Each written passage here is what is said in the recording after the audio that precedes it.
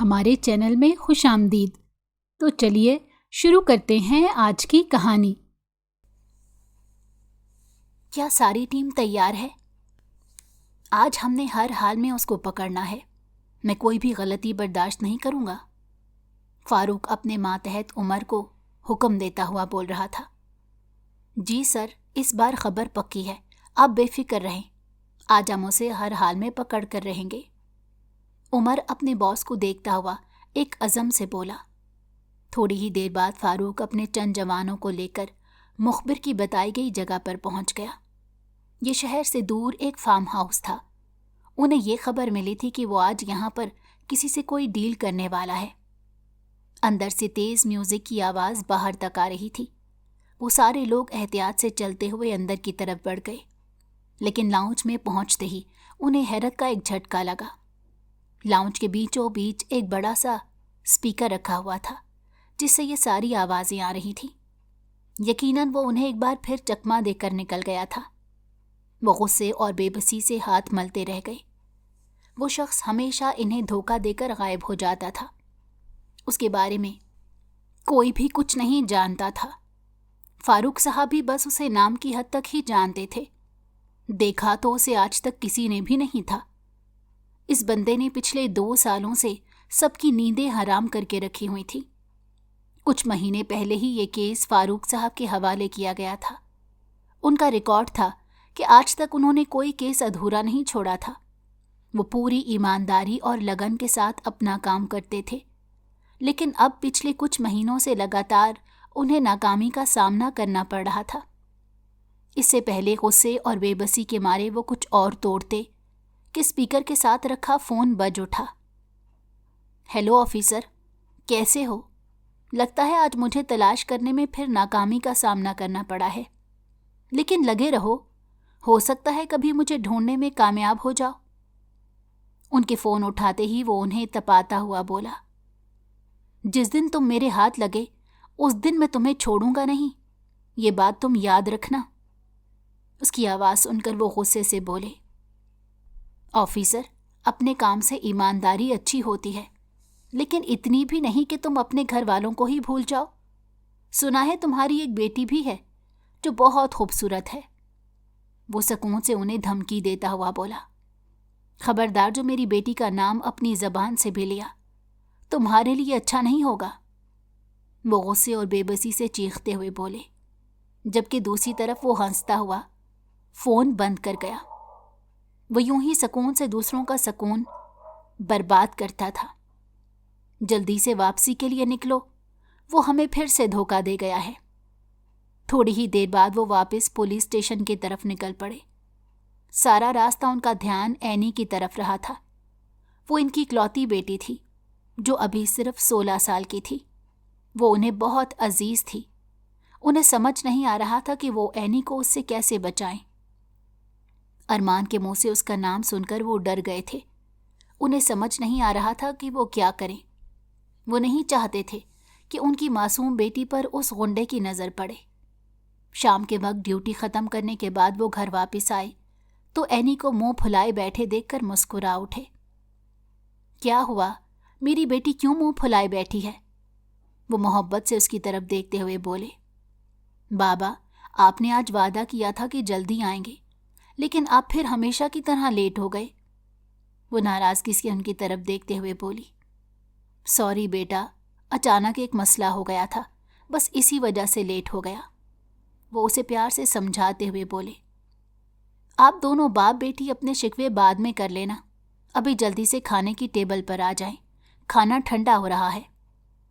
اپنی بیوی کی بات سن کر وہ محبت سے اینی کو اپنے ساتھ لگائے ٹیبل پر آ کر بیٹھ گئے۔ یہ ان کی چھوٹی سی فیملی تھی۔ اینی کی پیدائش ان کی شادی کے 8 سال بعد ہوئی تھی۔ وہ ان کی بہت زیادہ لاڈلی تھی۔ وہ اس کی چھوٹی سے چھوٹی بات بھی پوری کرتے تھے۔ ابھی وہ کالج میں 2nd ایئر کی اسٹوڈنٹ تھی۔ پڑھائی میں وہ ہمیشہ سے ہی آگے رہی تھی۔ فاروق صاحب اسے ڈاکٹر بنانا چاہتے تھے۔ اینی اپنے باپ کی خواہش کو پورا کرنے کے لیے بہت محنت کر رہی تھی۔ اگر کوئی اس سے پوچھتا کہ وہ کس سے سب سے زیادہ محبت کرتی ہے تو وہ فوراً سے اپنے باپ کا نام لے لیتی۔ وہ ان کے لیے کچھ بھی کر سکتی تھی۔ کالج میں چاروں طرف معمول کا شور تھا۔ وہ خاموشی سے ایک کونے پر بیٹھی اپنا کام مکمل کر رہی تھی۔ اسے دوست بنانے کا بالکل شوق نہیں تھا۔ شروع کے دنوں میں کافی لڑکیوں نے اس کی طرف دوستی کا ہاتھ بڑھایا تھا، جنہیں وہ سہولت سے منع کر گئی۔ اس کی ایک ہی دوست تھی جس کا نام حرم تھا۔ وہ اس کی خالہ کی بیٹی تھی۔ آج طبیعت خراب ہونے کی وجہ سے حرم نہیں آئی تھی، جس وجہ سے وہ خاموشی سے بور ہوتی بیٹھی تھی، ورنہ جہاں پر عینی ہو وہاں پر سکون ہو، یہ ایک ناممکن سی بات تھی۔ وہ بہت شرارتی تھی اور اس کی شرارتوں میں سب سے زیادہ ساتھ حرم دیتی تھی۔ اسے آئے روز نئے ایڈونچرز کرنے کا بہت شوق تھا۔ کالج کی چھٹی ہوئی تو کافی دیر انتظار کرنے کے باوجود بھی ڈرائیور نہیں آیا تو وہ خود ہی گھر کے لیے نکل گئی۔ لیکن شاید یہ اس کی زندگی کی سب سے بڑی غلطی تھی۔ وہ خاموشی سے اپنے آپ میں مگن چلتی جا رہی تھی کہ اچانک ہی سامنے کا منظر دیکھ کر اس کے قدم وہیں پر رک گئے۔ یہ جگہ کافی سنسان تھی۔ شارٹ کٹ لینے کے چکر میں اس نے اس راستے کا انتخاب کیا تھا۔ سامنے ہی ایک نقاب پوش کھڑا کسی آدمی کو مار رہا تھا۔ نقاب سے صرف اس کی آنکھیں نظر آ رہی تھیں۔ اس نقاب پوش کی آنکھیں بہت خوبصورت تھیں۔ ایک لمحے کو وہ ان میں کھو گئی، لیکن اگلے ہی لمحے ہوش میں آتی وہ اس کی طرف بڑھی۔ تم اس آدمی کو کیوں مار رہے ہو؟ شرم نہیں آتی دن دہاڑے غنڈہ گردی کرتے ہوئے؟ وہ بہادری سے اس کی آنکھوں میں دیکھتے ہوئے سوال کر رہی تھی۔ سامنے کھڑا شخص اس کا یہ انداز دیکھ کر ایک لمحے کو تو حیران رہ گیا۔ اس کا خیال تھا کہ وہ اسے دیکھ کر ڈر کر بھاگ جائے گی، لیکن اس کے برعکس وہ بہادری سے کھڑی اس سے سوال جواب کر رہی تھی۔ لڑکی، تم اپنے کام سے کام رکھو، دوسرے کے معاملات میں ٹانگ مت تڑاؤ۔ اگلے ہی لمحے وہ خود پر قابو پاتے ہوئے بولا، میں کیوں خاموش رہوں؟ تم کیوں اس کو مار رہے ہو؟ وہ زخمی شخص کی طرف دیکھتے ہوئے بولی، کوئی معصوم نہیں ہے، یہ روزانہ کالج کے باہر کھڑے لڑکیوں کو تنگ کرتا ہے۔ اب تم ہی مجھے بتاؤ کہ اس کی کیا سزا ہونی چاہیے؟ وہ مزے سے اس کی طرف دیکھتے پوچھ رہا تھا۔ اسے سمجھ نہیں آ رہا تھا کہ وہ اس لڑکی کو اتنی وضاحت کیوں دے رہا ہے۔ کیا کہا تم نے؟ وہ حیرت سے اس کی جانب دیکھتے ہوئے بولی، وہی جو تم نے سنا۔ وہ مزے سے اس کی جانب دیکھتا ہوا بولا، شکل سے تو اتنا معصوم لگتا ہے۔ وہ سکون سے اس آدمی کو دیکھتے ہوئے بولی اور پھر بغیر کچھ بولے آگے کی طرف بڑھ گئی، لیکن جاتے جاتے وہ اس زخمی آدمی کو لات مارنا نہیں بھولی تھی۔ اس کے جانے کے بعد وہ کافی دیر تک اسے دیکھتا رہا اور پھر سر جھٹکتے ہوئے اس آدمی کی طرف متوجہ ہو گیا جو زخمی زمین پر پڑا اس کی جانب دیکھ رہا تھا کہ شاید وہ اس پر رحم کھا لے، لیکن شاید وہ اس بات سے واقف نہیں تھا کہ وہ ایک بہت بے رحم انسان تھا۔ رحم کا لفظ اس کی ڈکشنری میں نہیں تھا۔ اینی سارے راستے اس نقاب پوش کے بارے میں سوچتی رہی۔ اس کے ذہن کے پردے پر اس کی آنکھیں چپک کر رہ گئی تھیں۔ اس نے اتنی خوبصورت اور گہری آنکھیں اپنی زندگی میں کبھی نہیں دیکھی تھی۔ گھر پہنچتے پہنچتے اسے کافی لیٹ ہو گیا تھا۔ آج خلاف معمول فاروق صاحب بھی گھر پر ہی تھے۔ انہوں نے آج اسپیشل اپنی بیٹی کے ساتھ وقت گزارنے کے لیے چھٹی کی تھی۔ اگلے ہفتے ہی ان کے دوست کی بیٹی کی شادی تھی جس میں سارے گھر والوں نے شرکت کرنی تھی۔ اینی کی خواہش پر وہ اسے شام کو شاپنگ کے لیے لے کر جا رہے تھے۔ وہ کافی دیر سے شاپنگ مال میں ادھر ادھر گھوم رہی تھی، لیکن اسے کچھ بھی پسند نہیں آ رہا تھا۔ فاروق صاحب خاموشی سے اس کے ساتھ ساتھ چل رہے تھے، جبکہ ان کی بیگم غصے سے اس کی یہ حرکتیں برداشت کر رہی تھی۔ اتنے وقت میں اس نے ایک بھی چیز نہیں لی تھی۔ اینی، میں بتا رہی ہوں، اگر تم نے کچھ بھی پسند نہیں کیا تو تمہاری شاپنگ میں اپنی پسند سے کر لوں گی۔ ایک تو یہ لڑکی ہر وقت مجھے تنگ کرتی رہتی ہے، گھر میں مجھے اور بھی بہت کام ہے، لیکن اس کی شاپنگ ہی ختم نہیں ہو رہی۔ وہ غصے سے اسے دیکھتی ہوئی بولی، ماما دیکھ تو رہی ہوں، لیکن کیا کروں، کچھ پسند نہیں آ رہا۔ وہ بے بسی سے انہیں دیکھتے ہوئے بولی، بیگم، آپ میری بیٹی کو مت ڈانٹیے، آج کا سارا وقت میری بیٹی کا ہے، میں چاہتا ہوں کہ وہ سب کچھ اپنی پسند سے خریدے۔ وہ محبت سے اسے اپنے ساتھ لگاتے ہوئے بولے، ماما اگر آپ تھک گئی ہیں تو بابا کے ساتھ جا کر کیفے میں بیٹھ جائیں، میں اپنی شاپنگ کر کے وہیں پر آ جاؤں گی، وہ ان کی جانب پیار سے دیکھتے ہوئے بولی۔ تھوڑی دیر بعد ہی فاروق صاحب ان کو ساتھ لے کر کیفے میں جا کر بیٹھ گئے۔ وہ غائب دماغی سے بیٹھے اینی کے بارے میں سوچ رہے تھے۔ ارمان کی دھمکی دینے کے بعد وہ کافی ڈر گئے تھے۔ یہ مسئلہ ایسا تھا کہ وہ اس بارے میں کسی سے ذکر بھی نہیں کر سکتے تھے۔ کیا ہوا؟ میں دیکھ رہی ہوں کہ پچھلے کچھ دنوں سے آپ کافی پریشان ہیں، وہ اپنے شوہر کی جانب دیکھتے ہوئے بولی۔ وہ کافی دنوں سے یہ بات نوٹ کر رہی تھیں کہ بیٹھے بیٹھے ان کے شوہر نہ جانے کہاں گم ہو جاتے تھے۔ کچھ نہیں، بس اس غنڈے ارمان کی وجہ سے پریشان ہوں۔ کتنے مہینے ہو گئے ہیں لیکن ابھی تک اس کے بارے میں کچھ بھی پتہ نہیں چلا۔ پتہ نہیں کیسا شخص ہے، ایک دفعہ میرے ہاتھ لگ گیا تو میں اسے چھوڑوں گا نہیں۔ میں تو کہتی ہوں آپ کو اب یہ نوکری چھوڑ دینی چاہیے۔ اب یہ آپ کا آرام کرنے کے دن ہے۔ ہماری بیٹی بھی بڑی ہو رہی ہے، اس کی شادی کی عمر ہونے والی ہے۔ میں چاہتی ہوں کہ وہ سکون سے اپنے گھر کی ہو جائے۔ وہ ان کے پریشان چہرے کو دیکھتے ہوئے بولی۔ بیگم آپ پریشان مت ہوں، بس یہ والا کیس حل ہو جائے تو میں بھی ریٹائرمنٹ لینے کا سوچ رہا ہوں۔ میں چاہتا ہوں کہ زیادہ وقت اپنی بیٹی کے ساتھ گزاروں۔ وقت کتنی جلدی گزر گیا ہے نا کہ پتہ ہی نہیں چلا۔ وہ دونوں ماضی کے خوبصورت لمحوں کو یاد کرتے ہوئے باتوں میں مگن تھے۔ فاروق صاحب کے جانے کے بعد وہ کافی دیر تک ادھر ادھر گھومتی رہی۔ کافی دیر گھومنے کے بعد بھی جب اسے کچھ پسند نہیں آیا تو تھک ہار کر سائٹ پر بیٹھ گئی۔ اسے شدت سے حرم یاد آ رہی تھی۔ اگر وہ ہوتی تو اسے کوئی نہ کوئی مشورہ لازمی دے دیتی۔ اینی کو اتنی جلدی کوئی بھی چیز پسند نہیں آتی تھی۔ اسے ہمیشہ سے ہی شاپنگ کرنا بہت مشکل لگتا تھا۔ وہ جب بھی شاپنگ کے لیے آتی تو حرم کو لازمی ساتھ لاتی تھی۔ ابھی بھی وہ ادھر ادھر دیکھتے ہوئے سوچوں میں گم تھی کہ اچانک ہی اس کی نظر ایک دکان کے ڈسپلے پر لگے ایک بہت ہی خوبصورت ڈریس پر پڑی۔ اس پر نظر پڑتے ہی وہ پرجوش سی بھاگتی ہوئی اس دکان میں چلی گئی۔ لیکن جیسے ہی اس کی نظر اس کی قیمت پر پڑی تو اس کا سارا جوش لمحے میں مان پڑ گیا۔ وہ ڈریس بہت ہی مہنگا تھا۔ کسی نے اس کے چہرے کے تاثرات کو بغور دیکھا تھا۔ اس کے جانے کے بعد اس نے وہ ڈریس پیک کروایا اور تیزی سے باہر کی جانب بڑھ گیا۔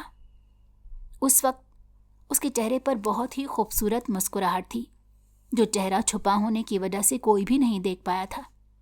وہ یہاں کسی ضروری کام سے آیا تھا، لیکن پھر اینی کو پرشوق نظروں سے اس ڈریس کو دیکھتے دیکھ کر وہ نہ چاہتے ہوئے بھی خرید بیٹھا تھا۔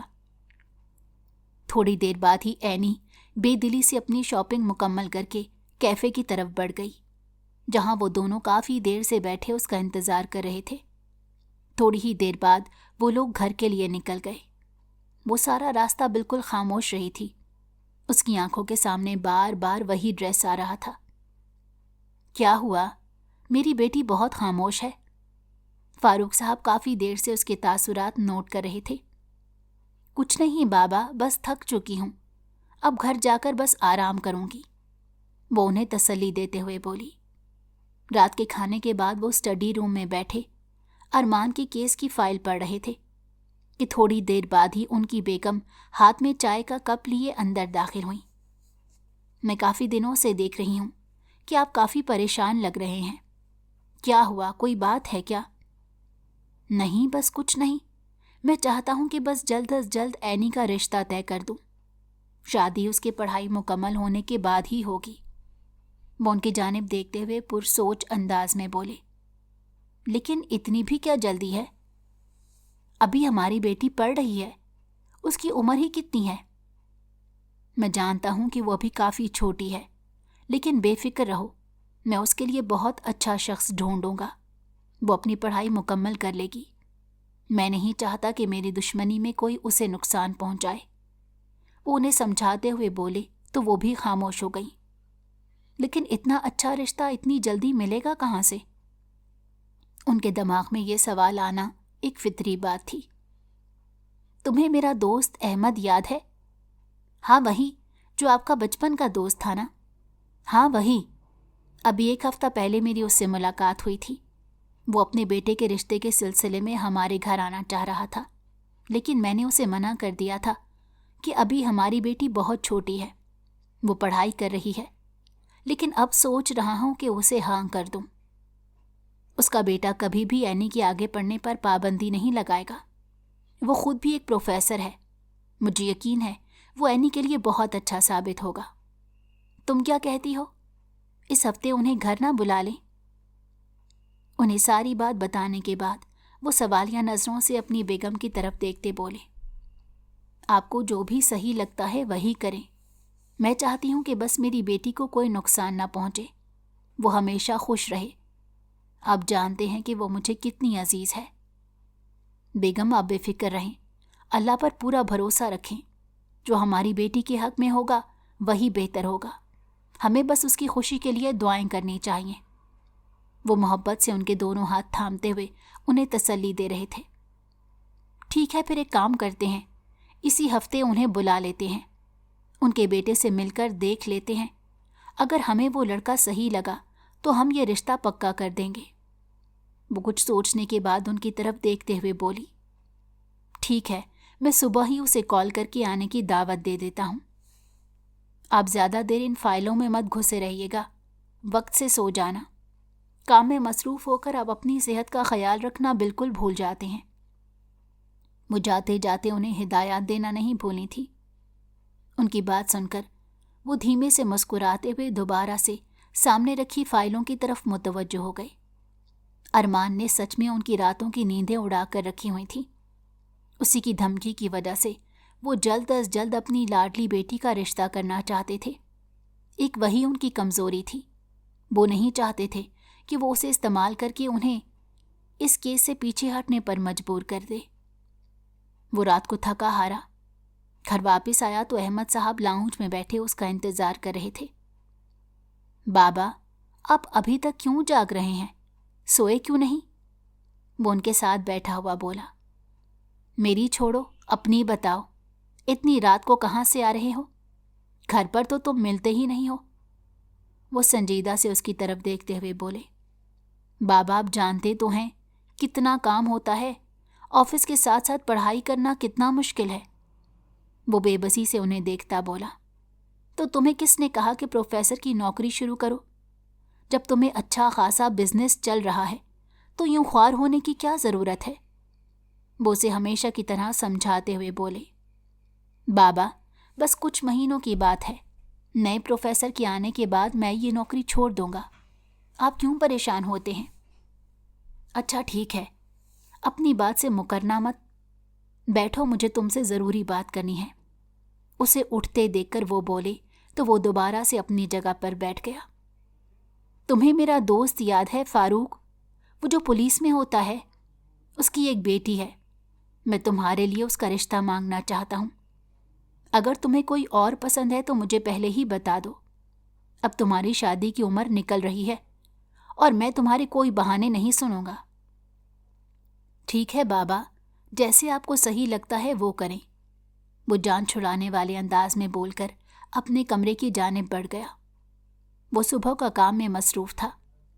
آفس اور یونیورسٹی ایک ساتھ دیکھنا کافی مشکل تھا۔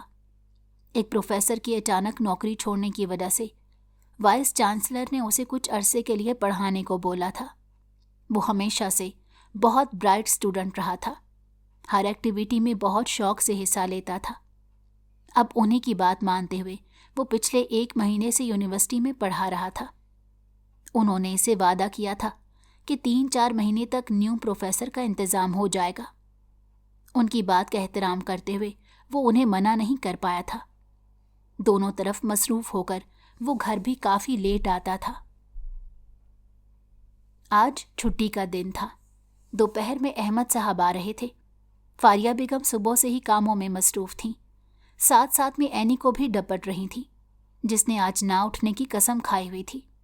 وہ چھٹی والے دن ہمیشہ لیٹ اٹھتی تھی۔ آج فاریہ بیگم کے جلدی اٹھانے کے باوجود بھی وہ اپنے مخصوص وقت پر اٹھی تھی۔ دوپہر کا وقت ہو رہا تھا۔ وہ فریش ہو کر باہر آئی تو وہ ابھی تک کچن میں تیاریوں میں مصروف تھیں۔ کیا ہوا ماما؟ کیا کوئی آ رہا ہے جو آپ اتنا اہتمام کر رہی ہیں؟ نکمی لڑکی، میں نے تمہیں رات کو بھی بتایا تھا کہ جلدی اٹھ جانا، تمہارے بابا کے پرانے دوست آ رہے ہیں۔ جلدی سے اپنا حلیہ درست کر کے آؤ، وہ بس پہنچتے ہی ہوں گے۔ وہ ایک نظر اس کے چہرے پر ڈالتے ہوئے تیزی سے بولی، ٹھیک ہے، آپ غصہ تو مت کریں، اور مجھے بھول گیا ہوگا کہ آپ نے کسی مہمانوں کے آنے کا بتایا تھا۔ وہ سکون سے انہیں تسلی دیتی واپس اپنے کمرے کی طرف بڑھ گئی۔ وہ تیار ہو کر باہر آئی تو ڈرائنگ روم سے کسی کے بولنے کی آوازیں آ رہی تھیں۔ شاید مہمان آ چکے تھے۔ وہ اپنے سر پر دوپٹہ درست کرتے ہوئے تیزی سے اندر کی جانب بڑھ گئی۔ احمد صاحب اکیلے ہی آئے تھے۔ ان کی بیگم کا سالوں پہلے ایک حادثے میں انتقال ہو گیا تھا۔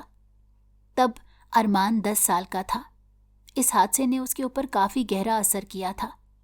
انہوں نے بڑی مشکلوں سے ارمان کو اس فیز سے نکالا تھا۔ ماشاءاللہ فاروق، تمہاری بیٹی تو بہت بڑی ہو گئی ہے۔ جب آخری بار میں اس سے ملا تو یہ کتنی چھوٹی سی تھی۔ وقت کتنی جلدی سے گزر گیا ہے نا۔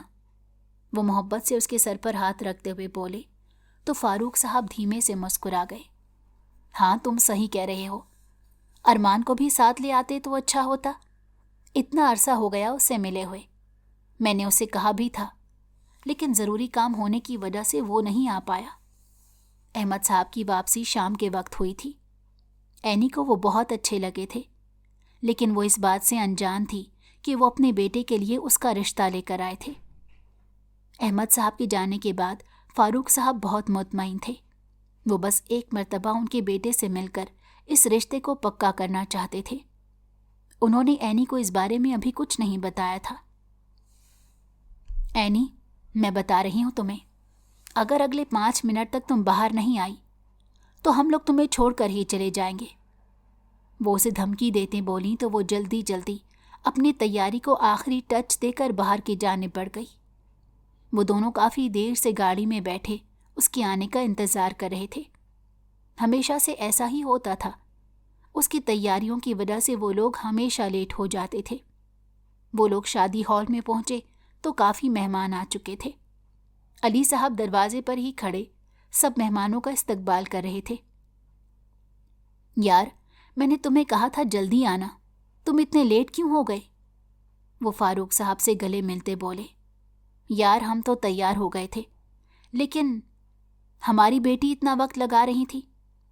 چلو، اپنی بیٹی کی وجہ سے میں تمہیں معاف کر رہا ہوں۔ احمد بھی کافی دیر سے آیا ہوا ہے، تمہارا پوچھ رہا تھا۔ وہ تینوں اسکول کے وقت کے دوست تھے۔ ٹھیک ہے، میں اس سے مل لیتا ہوں۔ فاروق صاحب ان دونوں کو لے کر اندر کی جانب بڑھ گئے۔ سامنے ہی انہیں احمد صاحب بیٹھے نظر آ گئے تھے۔ کیا تم اکیلے آئے ہو؟ تمہارا بیٹا نہیں آیا؟ احمد صاحب سے ملنے کے بعد فاروق صاحب بولے۔ نہیں، وہ آیا ہے، ایک ضروری کال آ گئی تھی جسے سننے گیا ہے۔ بابا، آپ لوگ یہیں پر بیٹھے، میں آتی ہوں۔ ان لوگوں کو بتا کر وہ باہر کی طرف بڑھ گئی۔ اس کا ارادہ تھوڑی دیر باہر گارڈن میں بیٹھنے کا تھا۔ وہ تیز قدم اٹھاتی چل رہی تھی کہ سامنے سے آتے شخص سے ٹکرا گئی۔ اسے یوں لگا جیسے اس کا سر کسی دیوار سے ٹکرا گیا ہو۔ وہ سر اٹھاتے ہوئے غصے سے اس کی جانب دیکھتے کچھ بولنے ہی لگی تھی کہ اس کی آنکھوں پر نظر پڑتے ہی چونک گئی۔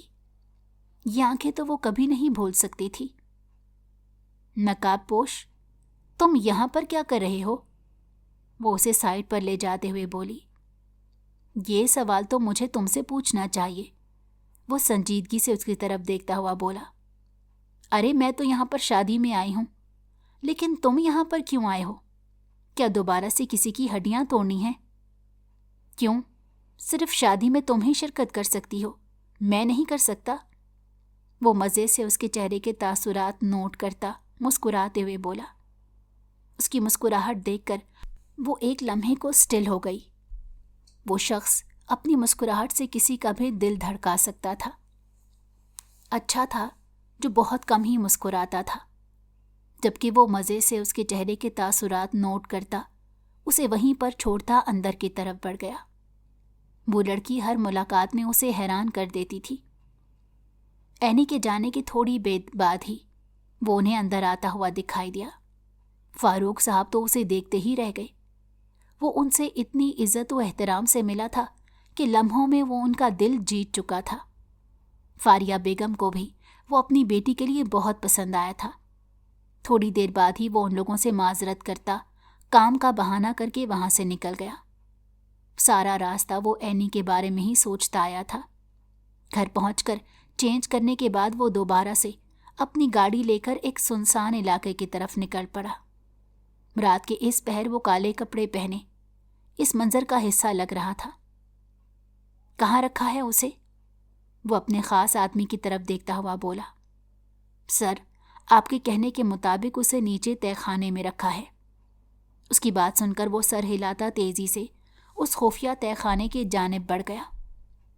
اوپر سے دیکھنے پر وہ گھر بالکل بوسیدہ سا لگتا تھا، لیکن حقیقت میں وہ بہت شاندار بنا ہوا تھا۔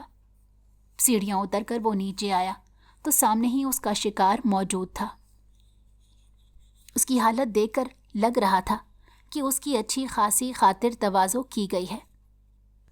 پچھلے ہفتے ہی ایک غریب لڑکی سے زیادتی کے جرم میں اسے گرفتار کیا گیا تھا، لیکن پیسے کے بل بوتے پر وہ آج صبح ہی عدالت سے باعزت بری ہو گیا تھا۔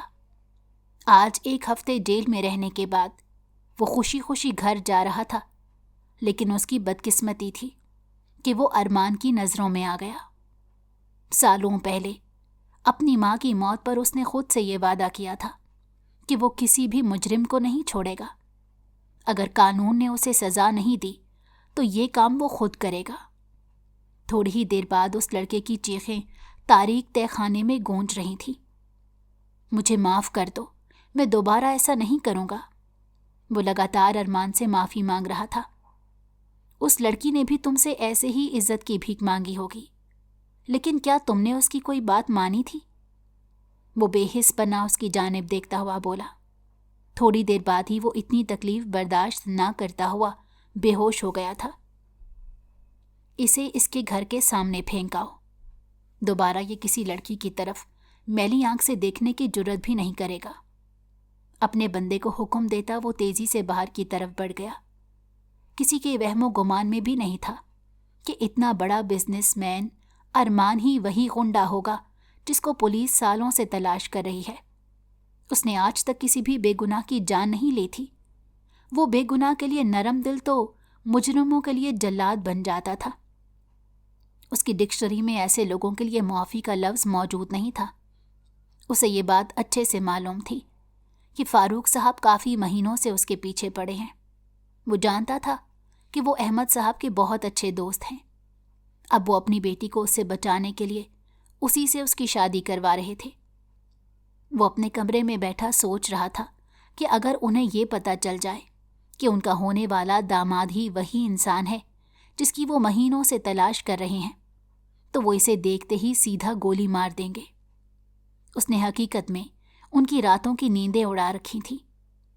اینی کا خیال آتے ہی اس کے چہرے پر خوبصورت سی مسکراہٹ بکھر گئی۔ وہ لڑکی اسے پہلی ہی نظر میں پسند آ گئی تھی۔ جب اس نے اس کے بارے میں ساری معلومات نکلوائیں تو یہ دیکھ کر وہ حیران رہ گیا کہ وہ اس کے بابا کے دوست کی بیٹی تھی۔ اسی لیے جب احمد صاحب نے اس رشتے کے بارے میں بات کی تو وہ بظاہر لاپرواہی سے سب کچھ ان کی رضامندی پر چھوڑ گیا، لیکن دل ہی دل میں وہ کافی خوش تھا۔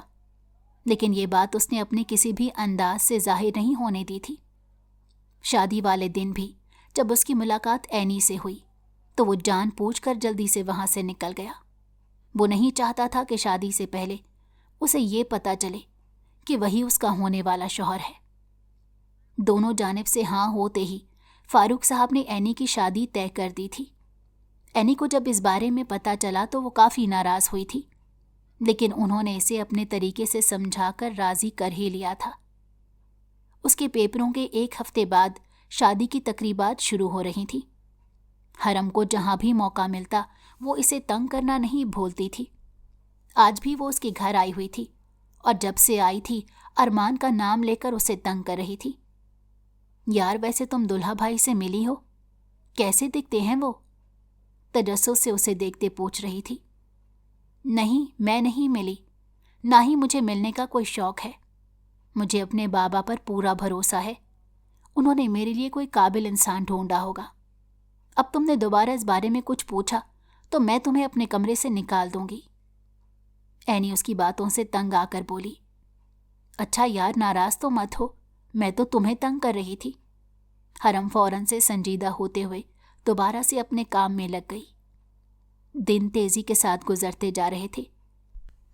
اس کے پیپر شروع ہوئے تو وہ سب کچھ بھول بھال کر اپنی تیاریوں میں لگ گئی۔ وہ چاہتی تھی کہ وہ اچھے سے پڑھائی کرے تاکہ اسے میڈیکل کالج میں ایڈمیشن مل جائے۔ فاروق صاحب شادی کی تیاریوں کے ساتھ ساتھ ارمان والے کیس پر بھی زور و شور سے کام کر رہے تھے، لیکن ان کے ہاتھ کوئی سرا نہیں لگ رہا تھا۔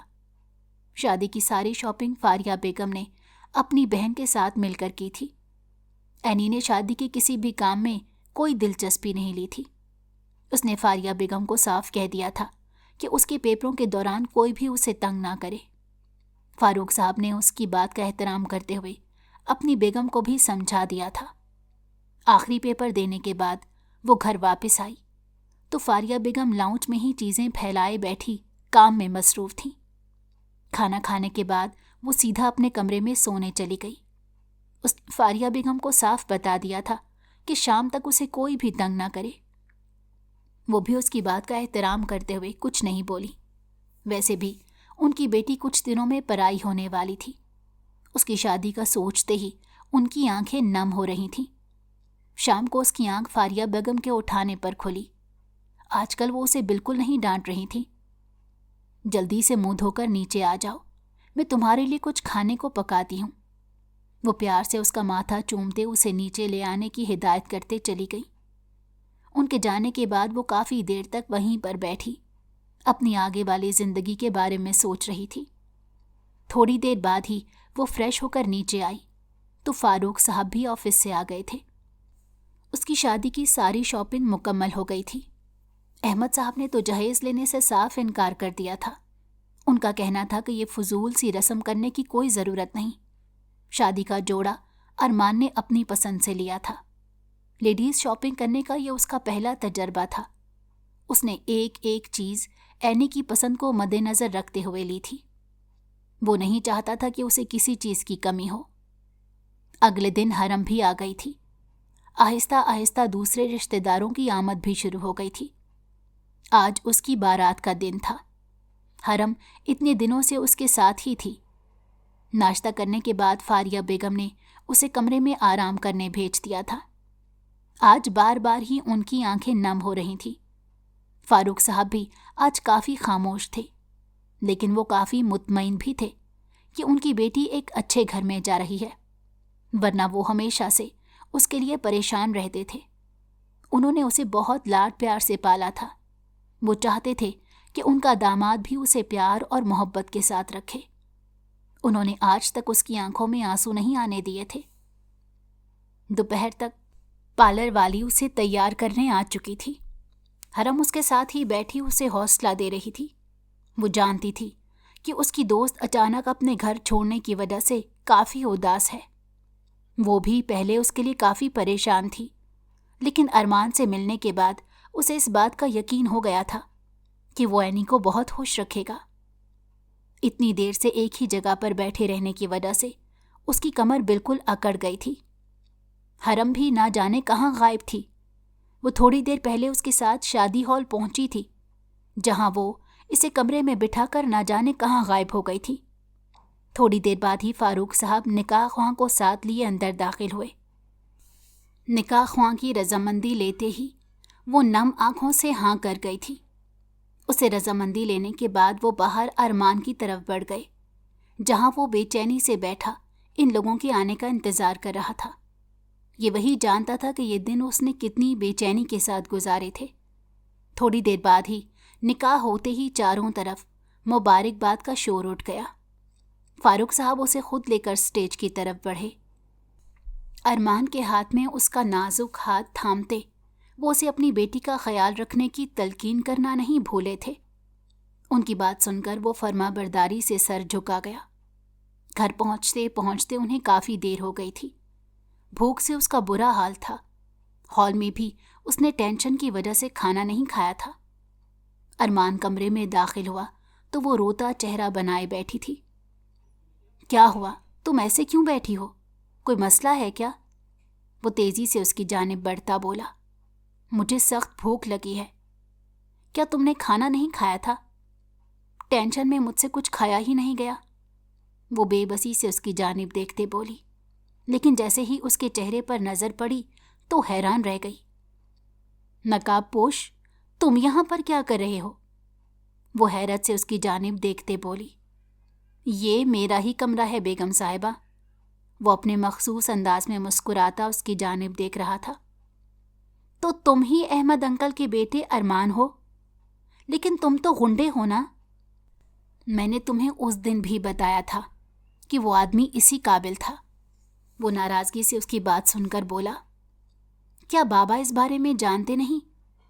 اور خدا کا واسطہ ہے تم بھی انہیں مت بتانا، ورنہ انہوں نے مجھے جیل میں ڈالنے کے لیے 1 سیکنڈ بھی نہیں لگانا۔ لیکن وہ ایسا کیوں کریں گے؟ تم ان کے داماد ہو، وہ تمہارے ساتھ کبھی بھی ایسا رویہ نہیں رکھیں گے۔ دیکھو، اگر انہیں یہ بات پتہ چل گئی نا کہ جس غنڈے سے اپنی بیٹی کو بچانے کے لیے انہوں نے اپنی بیٹی کی اتنی جلدی شادی کی ہے وہ میں ہی ہوں، تو وہ سچ میں مجھے مار دیں گے۔ میرے باپ اب اتنے بھی ظالم نہیں کہ وہ اپنی بیٹی کے شوہر کو مار دیں۔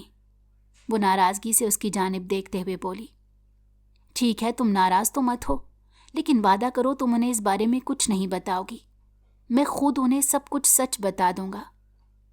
ٹھیک ہے، وہ اسے وعدہ کرتے بولی، اب تم جا کر جلدی سے کپڑے بدل لو، تب تک میں کھانا لے کر آتا ہوں۔ ارمان کے جانے کے بعد وہ تیزی سے ڈریسنگ روم کی طرف بڑھ گئی، جہاں پر اس کے ڈھیر سارے کپڑے ترتیب سے لٹکے تھے۔ وہ جلدی سے ایک سادہ سا سوٹ نکال کر مڑنے ہی لگی تھی کہ ایک ڈریس پر اس کی نظر ٹک گئی۔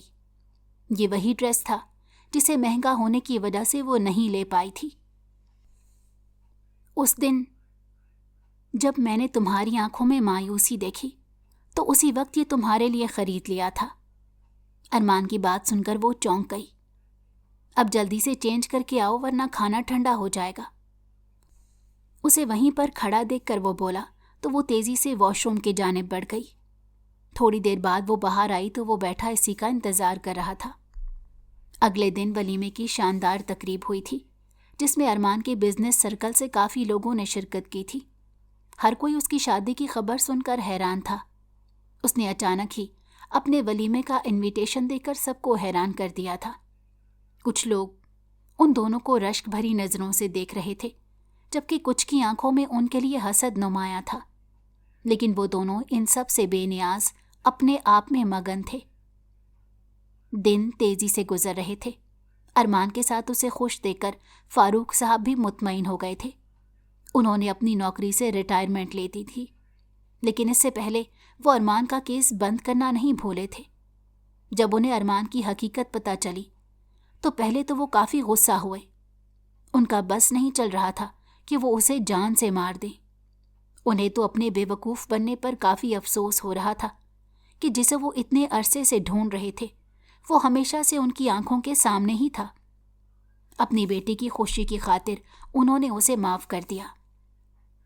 ارمان کی حقیقت ان تینوں کے علاوہ کسی کو بھی معلوم نہیں تھی، یہاں تک کہ احمد صاحب بھی اس بارے میں کچھ نہیں جانتے تھے۔ کالج کا رزلٹ آنے کے بعد اینی نے ایک اچھے میڈیکل کالج میں ایڈمیشن لے لیا۔ ہمیشہ کی طرح یہاں پر بھی حرم اس کے ساتھ تھی۔ وہ بہت خوش تھی کیونکہ اپنے باپ کے خواب کو پورا کرنے کے نزدیک تھی۔ اسے آنے اور لے جانے کی ذمہ داری ارمان نے اپنے ذمہ لی تھی۔ ارمان کے ساتھ رہ کر اینی بہت خوش تھی۔ وہ بغیر کہے اس کی ہر بات سمجھ جاتا تھا، جبکہ ارمان بھی اپنی محبت کو پا کر بہت خوش تھا۔ آج بھی لوگ اس کے نام سے ڈرتے تھے۔ جب بھی کوئی جرم ہوتا تو سب سے پہلے اسی کا نام لیا جاتا تھا۔ لوگ آج بھی اس کے بارے میں جاننے کو بے چین تھے، لیکن وہ ہمیشہ کی طرح آج تک کسی کو نہیں ملا تھا اور نہ ہی ملنا تھا۔ وہ جانتا تھا کہ کچھ عرصے بعد لوگ اسے بھول بھال جائیں گے۔ فاروق صاحب جب بھی کوئی ایسی خبر دیکھتے تو ان کا دماغ بھی سیدھا ارمان کی طرف جاتا تھا، لیکن وہ جانتے تھے کہ وہ کچھ بھی غلط نہیں کر رہا۔ جب قانون کمزور ہو جائے تو کوئی نہ کوئی ارمان اٹھ کر کمزور لوگوں کو انصاف دلواتا ہے۔ اپنی بیٹی کو خوش دیکھ کر وہ مطمئن تھے۔ ان کا جلد بازی میں کیا گیا فیصلہ اس کے حق میں اچھا ثابت ہوا تھا۔ اگر آپ کو ہماری کہانی پسند آئی ہو تو ہمارے چینل کو لائک کریں اور سبسکرائب کر دیں۔ بیل نوٹیفیکیشن کو بھی آن کر دیں تاکہ ہماری آنے والی ہر مزیدار کہانی آپ کو وقت پر ملتی رہے۔